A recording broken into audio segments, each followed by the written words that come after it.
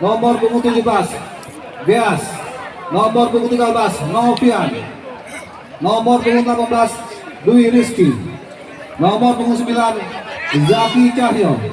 Nomor punggung 4 Irsad, pemain cadangan. Nomor punggung 20 Raka.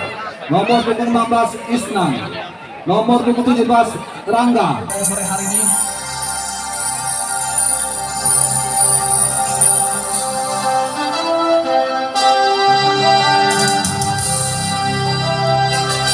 baik, kedua tim sudah melakukan persiapan.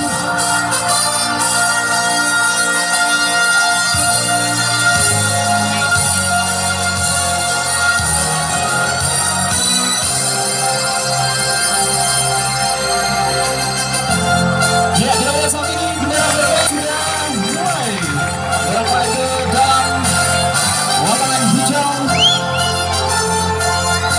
di Stadion Sekundari Baranglai ini. Tentunya yang menggunakan dua tim dari kecamatan yang berbeda dalam Liga 1 PSSI Piala Kasat tahun 2022 mempertemukan tim dari Al-Masyur FC atau dari Koramil 404 Min 04.